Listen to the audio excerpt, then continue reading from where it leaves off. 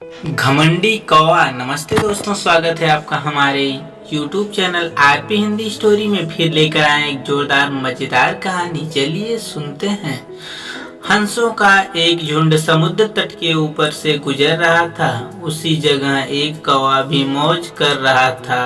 उसने हंसों को उपेक्षा भरी नजरों से देखा। तुम लोग कितनी अच्छी उड़ान भर लेते हो, कौवा मजाक के लहजे में बोला। तुम लोग और कर ही क्या सकते हो, बस अपना पंख फड़फड़ा कर उड़ान भर सकते हो। क्या तुम मेरी तरह फुर्ती से उड़ सकते हो, मेरी तरह हवा में कलाबाजियां दिखा सकते हो? नहीं, तुम तो ठीक से जानते भी नहीं कि उड़ान किसे कहते हैं। कौवे की बात सुनकर एक वृद्ध हंस बोला, ये अच्छी बात है कि तुम ये सब कर लेते हो, लेकिन तुम्हें इस बात का घमंड नहीं करना चाहिए। मैं घमंड वमंड नहीं करता। अगर तुम में से कोई भी मेरा मुकाबला कर सकते हो तो सामने आए और मुझे हरा कर दिखाए। एक युवा नर हंस ने कौवे की चुनौती स्वीकार कर ली। यह तय हुआ कि प्रतियोगिता 2 चरणों में होगी। पहले चरण में कौवा अपने कर्तव्य दिखाएगा और हंस को भी वही करके दिखाना होगा, और दूसरे चरण में कौवे को हंस के कर्तव्य दोहराने होंगे। प्रतियोगिता शुरू हुई। पहले चरण की शुरुआत कौवे ने किया और एक से बढ़कर एक कलाबाजियां दिखाने लगा।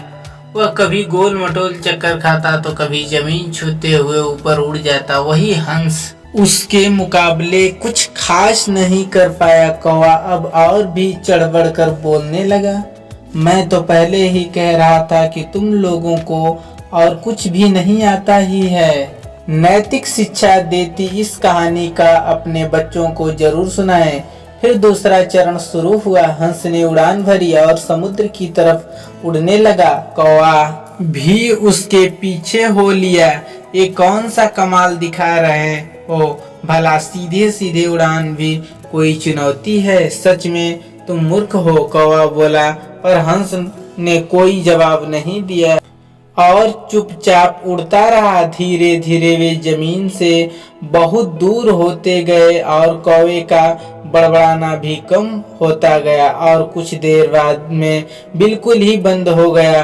कौवा अब बुरी तरह थक चुका था, इतना कि अब वह उसके लिए खुद को हवा में रखना भी मुश्किल हो रहा था और वो बार बार पानी के करीब पहुंच जा रहा था। हंस कौवे की स्थिति समझ रहा था, पर उसने अनजान बनते हुए कहा, तुम बार बार पानी क्यों छू रहे हो? क्या ये भी तुम्हारा कोई कर्तव्य है? नहीं, कौवा बोला, मुझे माफ कर दो, मैं अब बिल्कुल थक चुका हूँ और यदि तुमने मेरी मदद नहीं की तो मैं यहीं दम तोड़ दूंगा। मुझे बचा लो, मैं कभी घमंड नहीं दिखाऊंगा।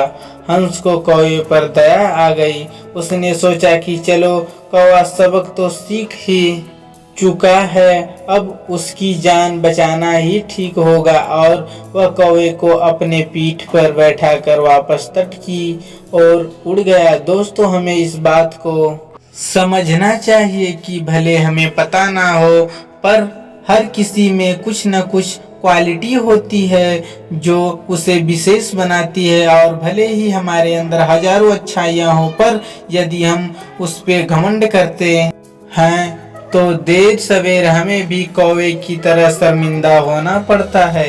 एक पुरानी कहावत भी है, घमंडी का सर हमेशा नीचा होता है। इसीलिए ध्यान रखिए कि कहीं जाने अनजाने आप भी कौवे वाली गलती तो नहीं कर रहे हैं।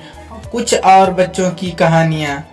क्या बच्चों की कहानियों में से एक चुनिंदा कहानी आपको पसंद आई? कृपया कमेंट बॉक्स में कमेंट करें। यदि आपके पास हिंदी में कोई आर्टिकल इंस्पिरेशनल कहानी है तो सब हमारी ईमेल आईडी पर भेज सकते हैं। हमारी ईमेल आईडी है अच्छी खबर www.com इन पर, और सब्सक्राइब करें हमारे यूट्यूब चैनल